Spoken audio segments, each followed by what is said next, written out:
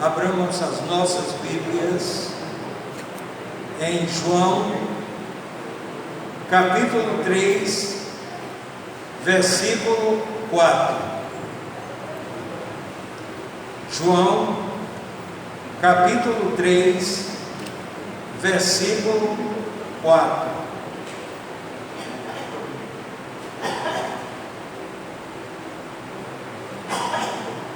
João, capítulo 3, versículo 4. Perguntou-lhe Nicodemos: como pode um homem nascer sendo velho?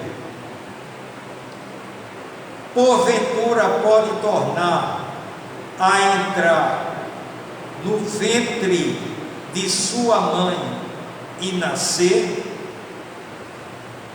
O tema da nossa reflexão nesta manhã, por alguns minutos, é o seguinte: 4 características imutáveis do ser humano. Quando nós falamos de características imutáveis, são aqueles fatos ligados a nós, seres humanos, que não há condição de mudar. Outra coisa, estas características imutáveis do ser humano é uma referência específica ao ser humano, características do ser humano. E aí, a primeira característica imutável do ser humano é o nascimento biológico. E aí nós vamos para Gênesis, capítulo 4, versículo 1. Gênesis 4, 1. Conheceu Adão a Eva, sua mulher, ela concebeu e, tendo dado à luz a Caim, disse: alcancei do Senhor um varão. Em João 3, 4, a pergunta de Nicodemos. Perguntou-lhe Nicodemos: como pode um homem nascer sendo velho? Porventura pode tornar a entrar no ventre de sua mãe e nascer? O espaço de tempo entre Adão e Eva até Nicodemos era um longo espaço de tempo histórico, bíblico, mas o nascimento biológico, esta característica, ela estava inalterada. Tanto no texto de Gênesis 4:1, como a pergunta de Nicodemos a Jesus, a única possibilidade do nascimento biológico estava dentro de um padrão estabelecido por Deus: um homem e uma mulher. Então, o nascimento biológico necessariamente é um homem e uma mulher. E aqui também, nesse nascimento biológico, estabelece que o gênero ou os gêneros estabelecidos por Deus são os gêneros masculino e feminino, e não há nenhuma possibilidade de mudar isto daí. Portanto, para que alguém venha ao mundo, necessariamente tem que ser a partir de uma semente masculina mais uma semente feminina. Portanto, é uma característica imutável. Imutável. Vamos para a segunda característica imutável do ser humano. Gênesis capítulo 3, versículos 16 a 19. Gênesis capítulo 3, versículos 16 a 19. Diz o seguinte: e a mulher disse: multiplicarei grandemente a dor da tua conceição, em dor darás à luz filhos, e o teu desejo será para o teu marido, e ele te dominará. E ao homem disse: porquanto destes ouvidos à voz de tua mulher, e comeste da árvore de que te ordenei, dizendo: não comerás dela, maldita é a terra por tua causa, em fadiga comerás dela todos os dias da tua vida.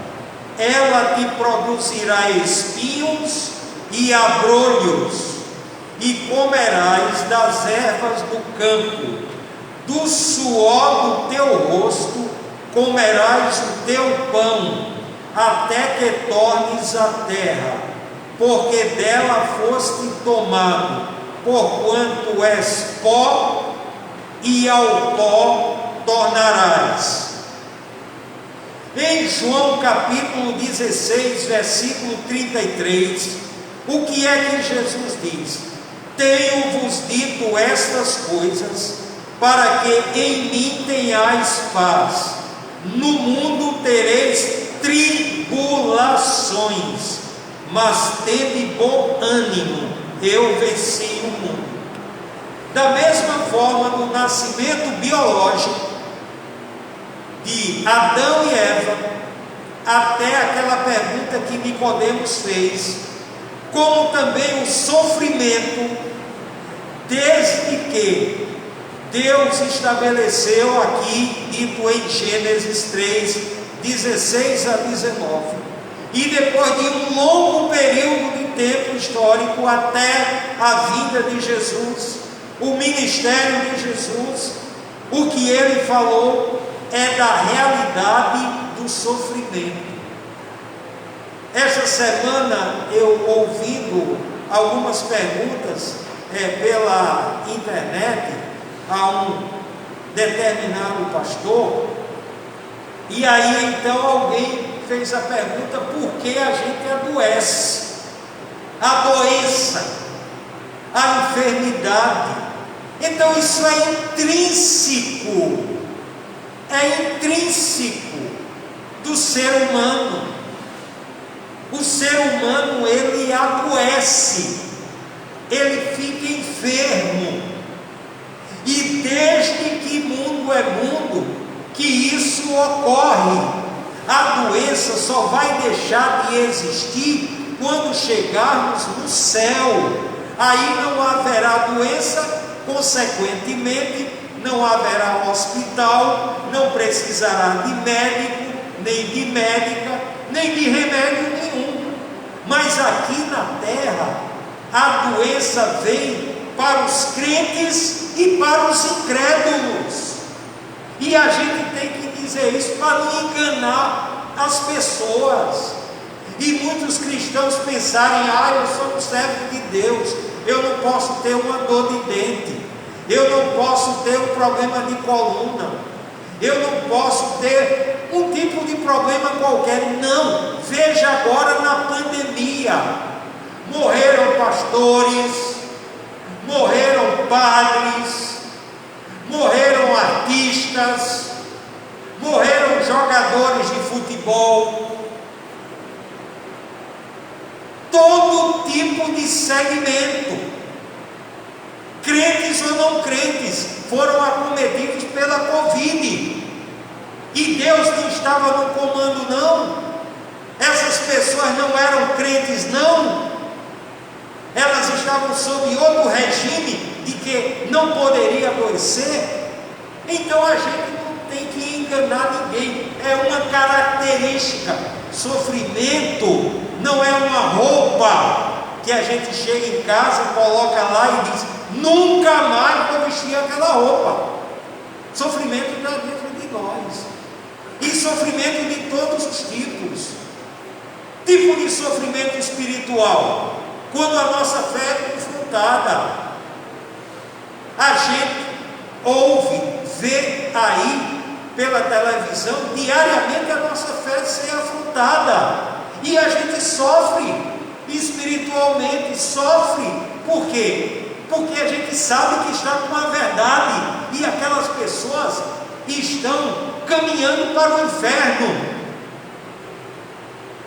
Sofrimento psicológico, morre uma pessoa, parente, a gente fica emocionalmente abalado, a gente sofre. Fisicamente, a gente sofre. Então o sofrimento é algo que está dentro de cada um de nós, desde que entrou o pecado na história da humanidade. A gente não pode pregar um evangelho sem sofrimento. O que foi que Jesus disse para seus discípulos? Se alguém quiser vir após mim, negue-se a si mesmo, tome cada dia sua cruz e siga-me. E desde quando cruz é símbolo de mar de rosas? Então é outra característica. Não adianta querer fugir, não adianta querer se enganar. O sofrimento existe. Ah, mas fulano é bem aquinhoado, fulano é muito rico, fulano não sofre. Quem foi que disse que ele não sofre? Basta o parente dele morrer, a fortuna dele não impediu que o parente dele morresse, e ele não sofre não, emocionalmente, psicologicamente. Então o sofrimento independe do poder material de cada pessoa, independe.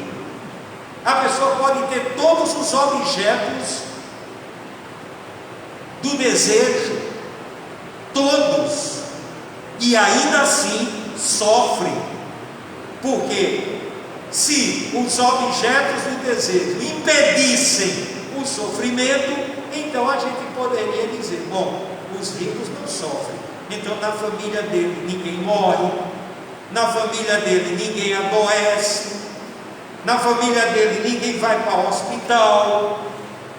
O que é uma mentira. Por quê? Porque o sofrimento vai desde o momento do nascimento até o dia que a gente partir para o céu. E não adianta querer se enganar, e não adianta querer dizer: ah, eu uma serva de Deus passando por esse problema, eu servo de Deus passando por esse problema. Não, o meu netinho agora vai ter que fazer uma cirurgia de grande complexidade, tem 1 ano e meio, mas já vai se submeter a essa cirurgia. Isso é o que? É sofrimento para a mãe, é sofrimento para ele, é sofrimento para o pai, é sofrimento para os avós. Entendeu? Sofrimento, 1 ano e meio. Então o sofrimento é algo intrínseco, é uma característica imutável.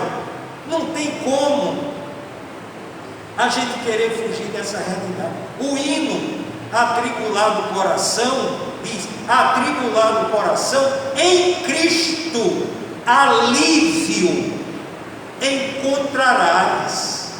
Não vai acabar com a tribulação, mas ele alivia, porque ele sabe que enquanto nós estivermos aqui, nós passaremos por momentos, e muitos momentos, até a partida para a eternidade, de sofrimento.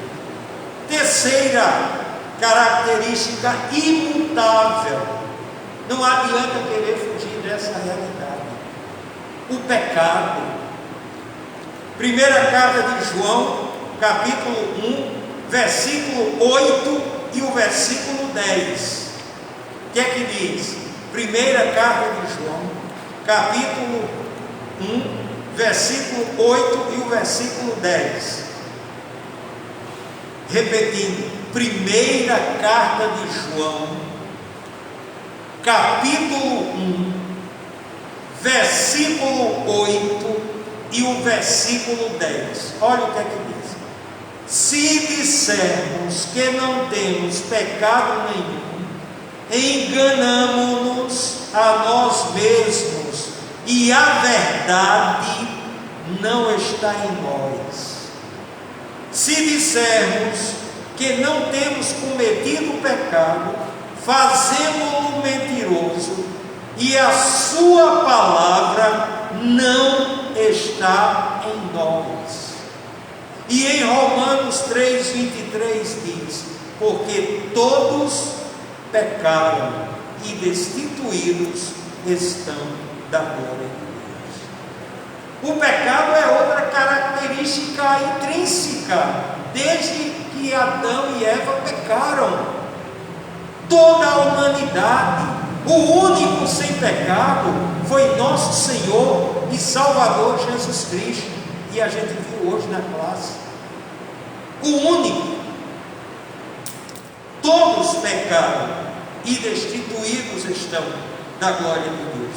Agora veja o que é que o apóstolo João diz aqui: se dissermos, preste bem atenção, se dissermos que não temos pecado nenhum, enganamo-nos a nós mesmos, e a verdade não está em nós. Se dissermos que não temos cometido pecado, fazemo-lo mentiroso, e a sua palavra não está em nós. Então o pecado é outra característica que nos acompanha. Bom, as crianças é um período especial, período da inocência, sem consciência do que é certo e do que é errado. Se partir para a eternidade nesse período da inocência, vai para o céu. Quem garantiu? Jesus. Deixai vir a mim as criancinhas, porque de tais é o reino dos céus. Mas a partir do momento que se entende de gente que sabe distinguir o bem e o mal, o certo e do errado, o pecado se aflorou. O pecado tomou a sua forma no ser humano, essa característica. E aí tem que reconhecer e aceitar Jesus como único e suficiente Salvador, conforme João 1:29. No dia seguinte, João viu a Jesus que vinha para ele e disse: eis o Cordeiro de Deus que tira o pecado do mundo. Eu faço parte do mundo. Então Jesus é que tira meu pecado, como tira o pecado de toda a humanidade. Então essa terceira característica, não adianta alguém pensar que é melhor do que os outros, pois não é. Aquela mulher ia sendo apedrejada, e eles chegaram para Jesus e perguntou àquela mulher, e apresentou aquela mulher adúltera, que tinha cometido o pecado. E aí o que foi que Jesus disse? Quem dentre vós estiver sem pecado, atire a primeira pedra. Ninguém atirou. Por quê? Porque todos tinham pecado. Tudo bem, outros tipos de pecado, diferente daquela mulher, mas também tinham pecado. Então o pecado nos acompanha. Agora, quando chegarmos no céu, aí o pecado vai ficar do lado de fora. No céu não existe pecado. Existem pecadores redimidos, lavados no sangue de Jesus, mas o pecado deixou de existir no céu. É um lugar imune ao pecado. Isso quando chegarmos no céu. Enquanto estivermos aqui na terra, é uma característica que vai nos acompanhando. Agora, devemos ser vigilantes. Foi o que Jesus disse: orai e vigiai. Na verdade, o espírito está pronto, mas a carne é fraca. É fraca mesmo, em todos os sentidos. E como estamos falando de pecado, é fraca também nesse sentido. E a última característica, a morte. A morte física. Gênesis 3:19. Gênesis capítulo 3, versículo 19. Do suor do teu rosto comerás o teu pão, até que tornes a terra, porque dela foste tomado, porquanto és pó, e ao pó tornarás. Se Jesus não voltar nesses próximos 50 anos, 60 anos, todos nós aqui teremos passado por esta experiência, a realidade da morte. Queira ou não queira, não adianta ninguém querer ser melhor do que os outros, porque não somos. Também não somos inferiores aos outros, porque também não somos. Nesse barco da vida, nesse quesito chamado morte, morre o crente e morre o incrédulo. A Covid levou crentes e incrédulos. Portanto, a morte é uma característica que não adianta a gente querer fugir. E qual a grande lição? Acabar com esse negócio de querer ser melhor do que os outros. Tem pessoas que só pisam no chão por causa da lei da gravidade. Não, nós somos iguais.